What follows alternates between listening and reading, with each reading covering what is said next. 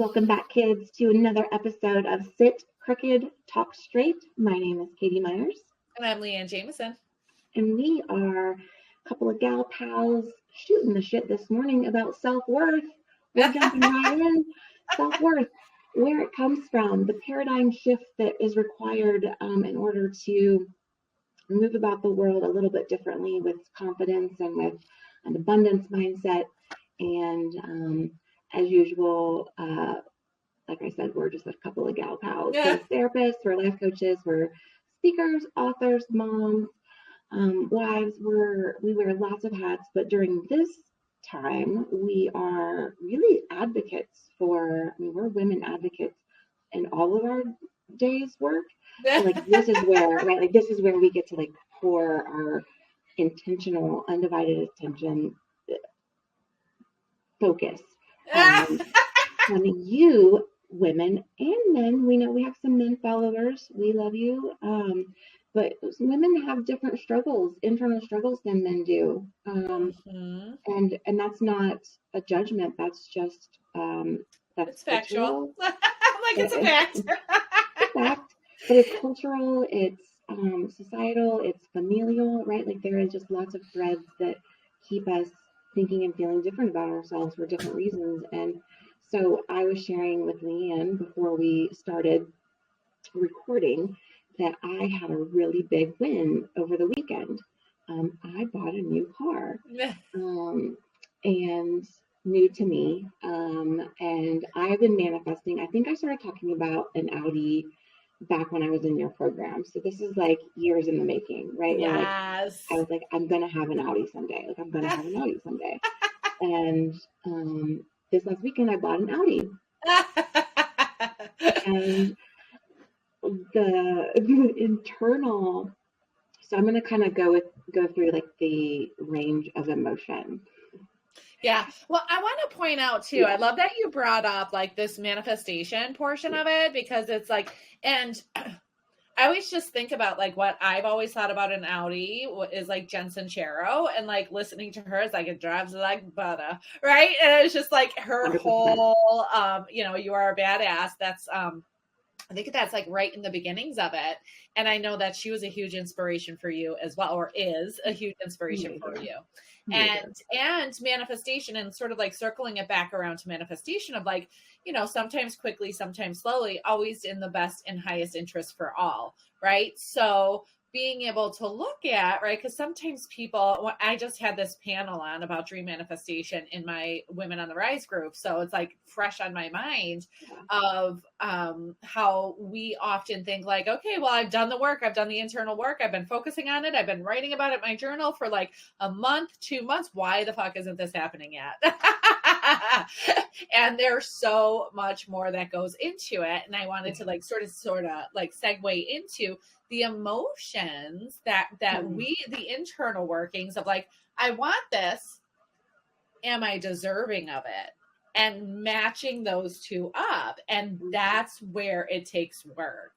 So yeah, that's, I just wanted to hop in there. Thank you for that, because the internal, like, I'm in it, like, right, like because I still am having feelings. Like, I just drove the car home on Saturday, and it's Tuesday. We're free. So like, I've had the car literally for like 3 solid days. Yeah. Like, I have been doing a lot of work, and Jen Sincero is a huge inspiration, and she does write about it in her book, You Are a Badass.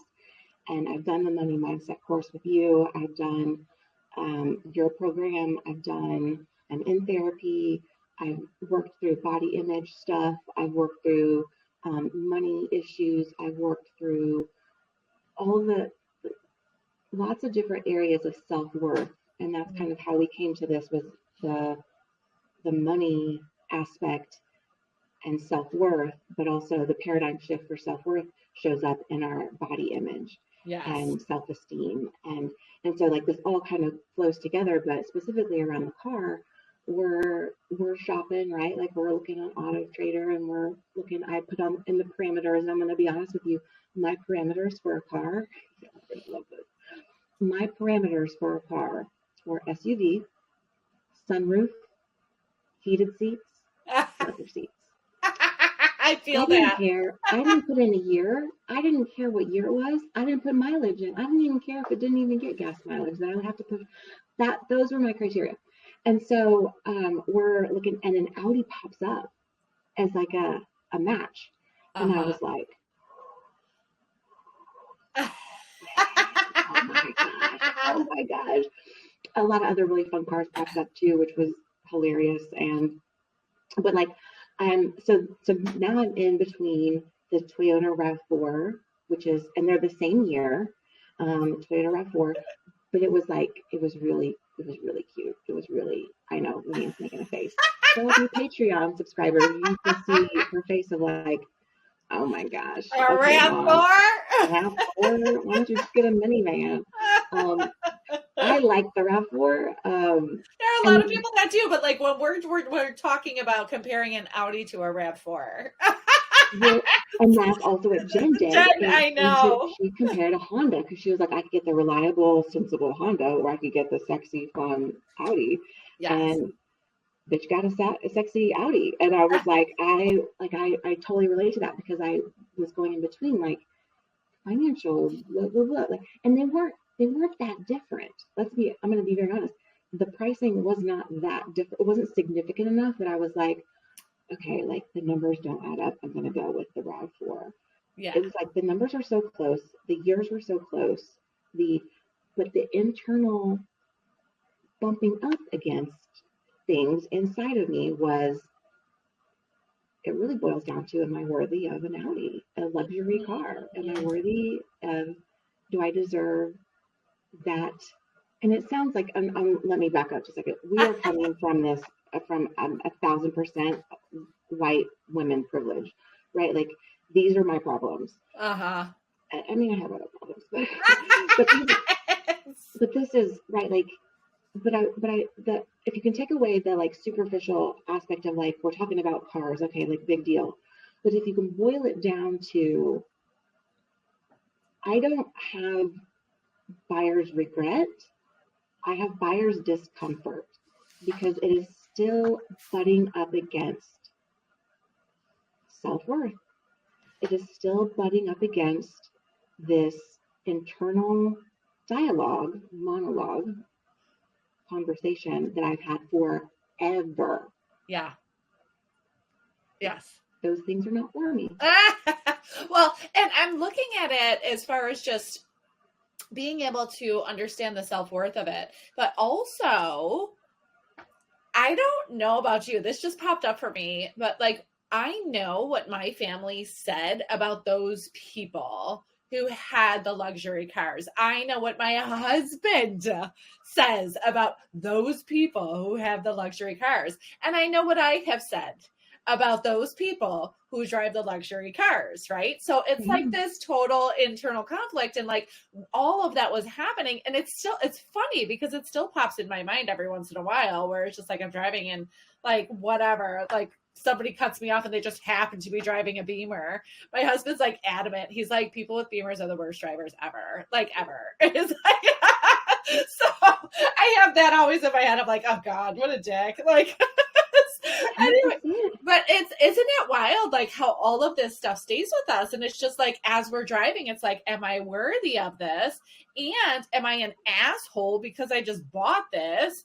What are people going to think about me? What are they going to say about me? What is my family going to think about me? What are they going to say about me? Right. And like all of it just like inundated and like just shooting off constantly as you're driving in this sleek, beautiful, like all of your criteria and more. I mean, you're right. I don't know if you cut out if my internet connection is a little wonky still, but like you were saying, I know I was. Oh man, no, you're good.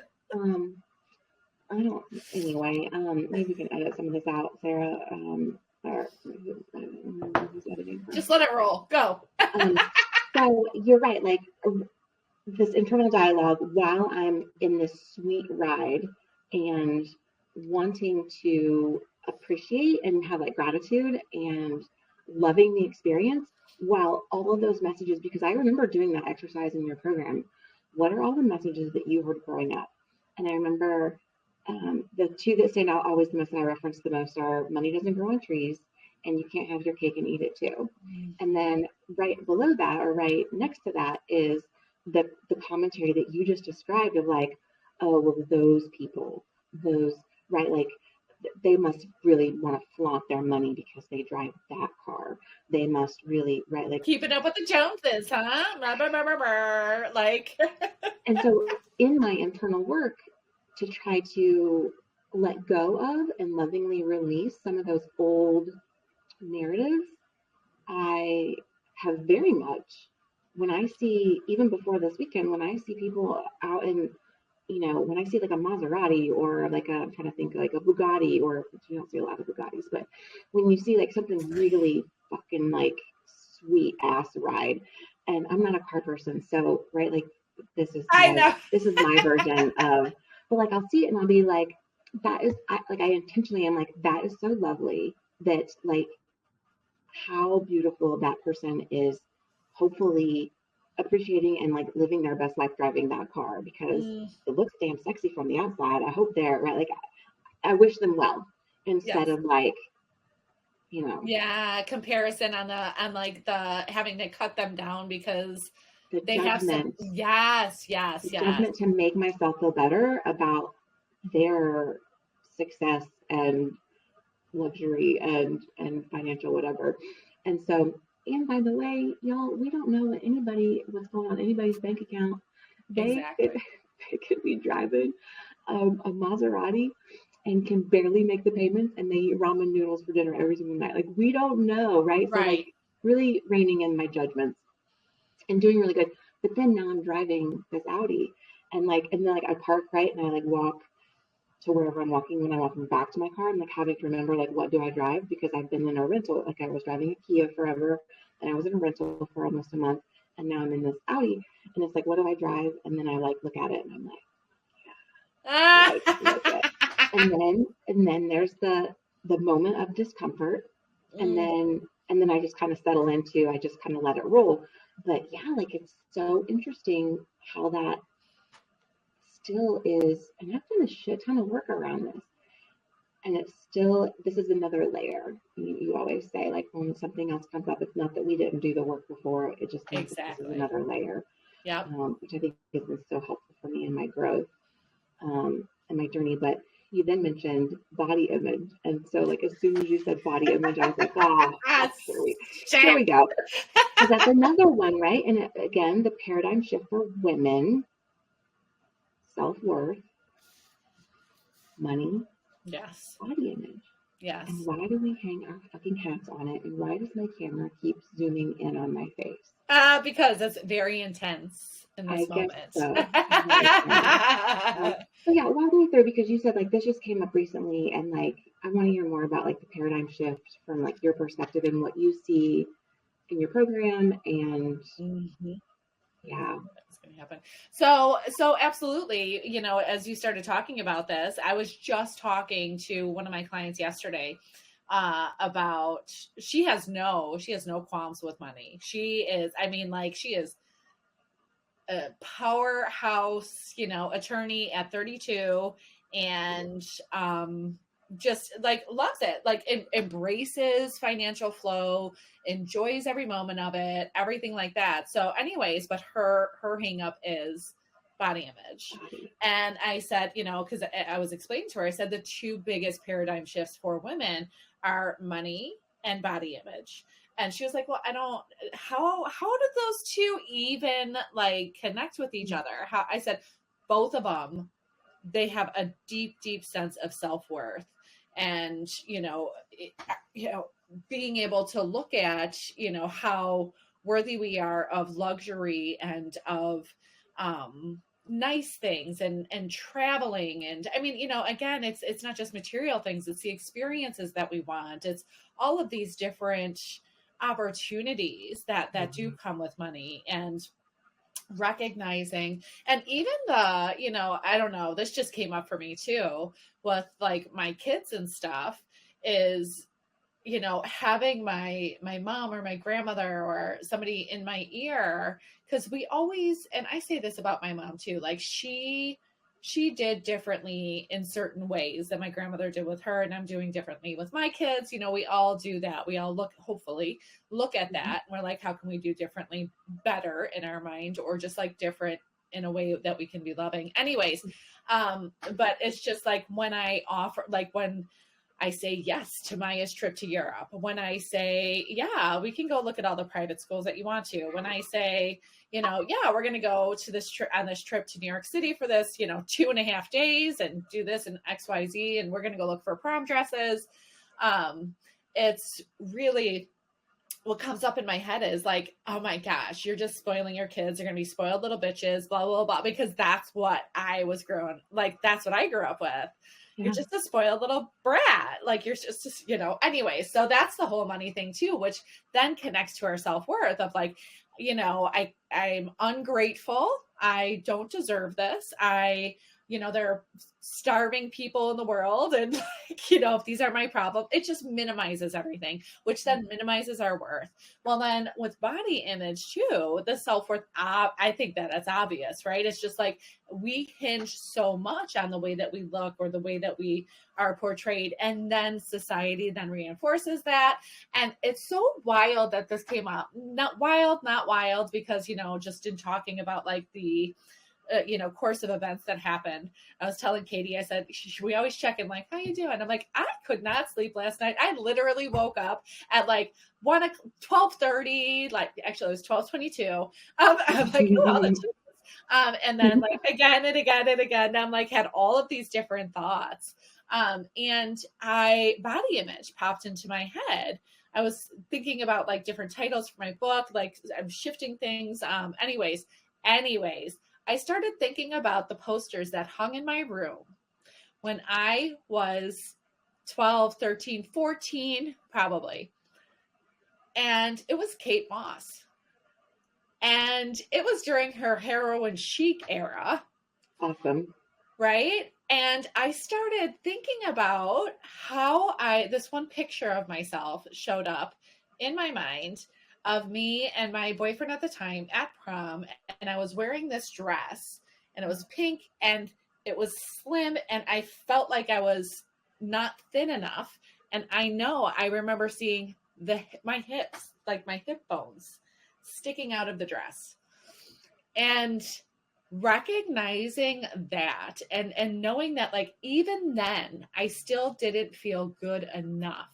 Mm-hmm. I still didn't see myself as worthy enough to, first of all, be in this dress, be with this guy, right? Like all of that. Mm-hmm. And that comes back to the messages as well that we're told, we're taught, and then this like conflict of like, well, is it really bad like to like nice things? There's so much hypocrisy in that. So is it bad to like nice things? Is it bad to have my cake and eat it? Is it, and then there's the inner conflict where I know for me, I received from my family of just like, you're overweight and you have to go to Weight Watchers and then being rewarded with food. Right. And I was just like, I don't get it. And then and all of that spins around to, I'm not good enough. I am not worthy enough.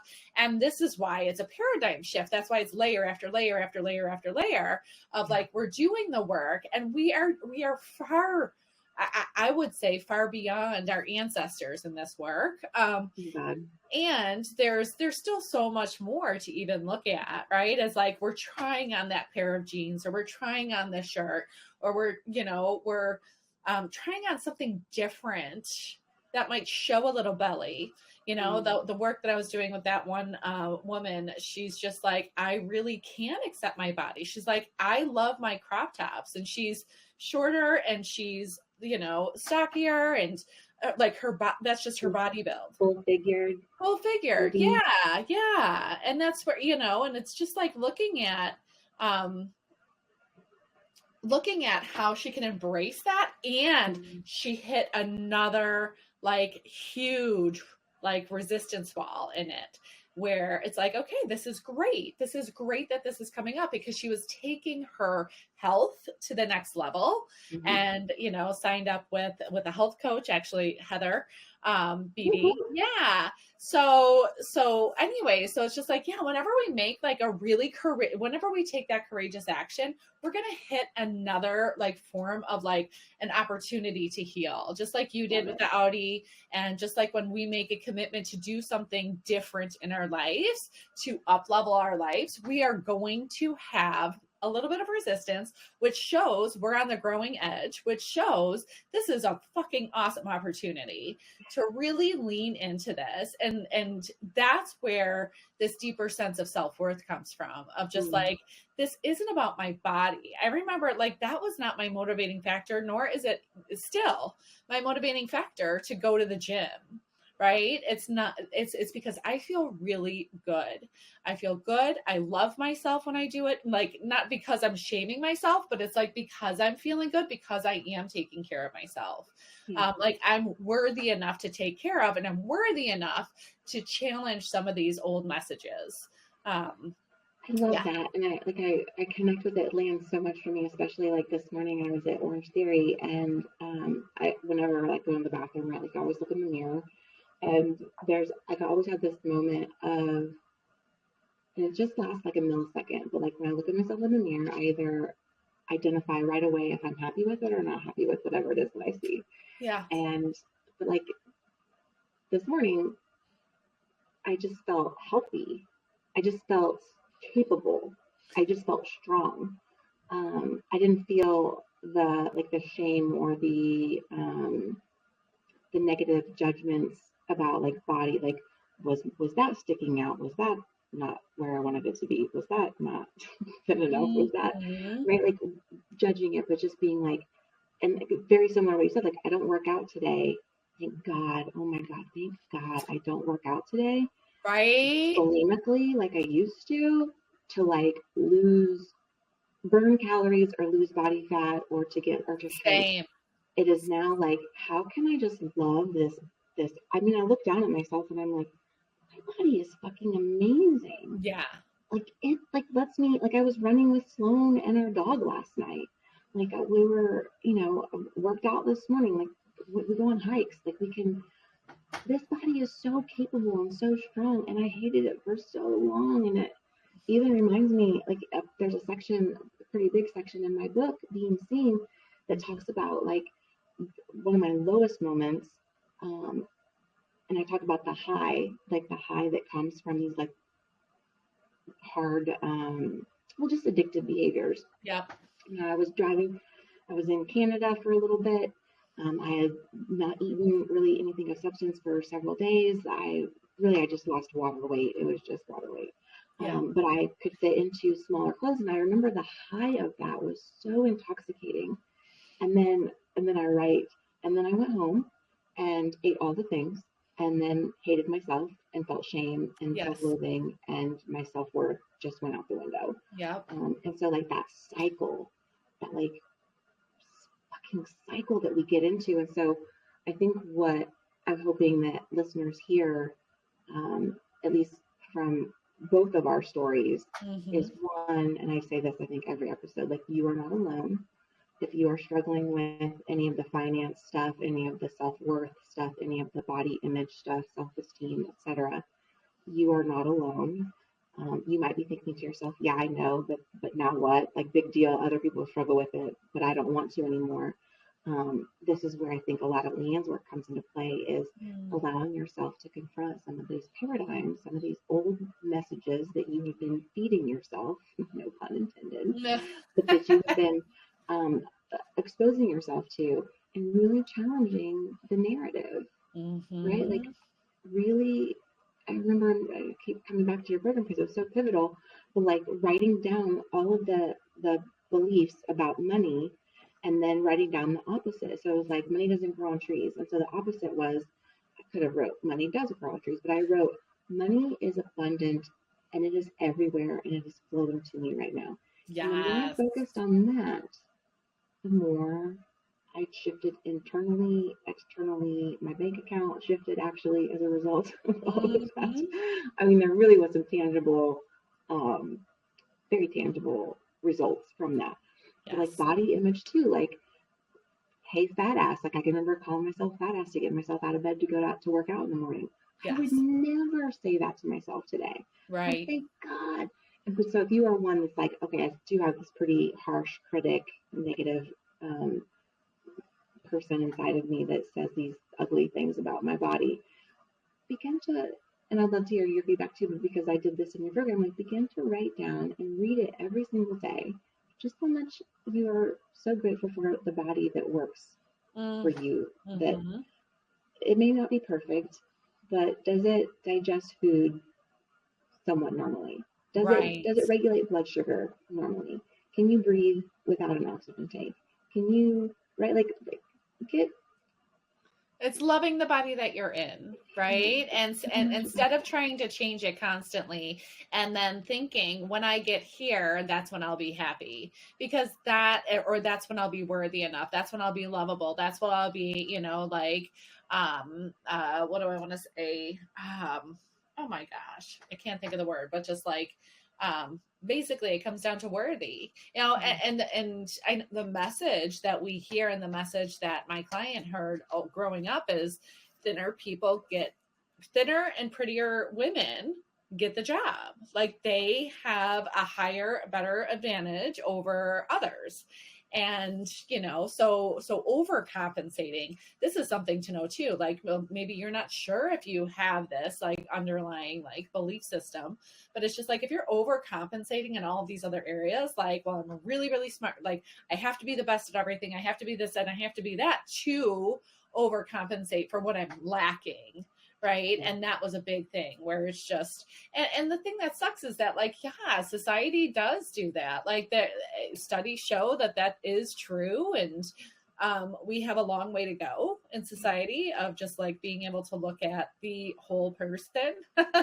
um, and yeah, so being able to just recognize that there's opportunities, there's so many opportunities to really show how much you love yourself, and again, loving the body that you're in, loving what you already have. And I know that that's something that, with gratitude, right, we talk so many, there's so much to talk about, like so much research in gratitude, so much about just like the power of the mind to focus on what we do have, and that brings us even more of it.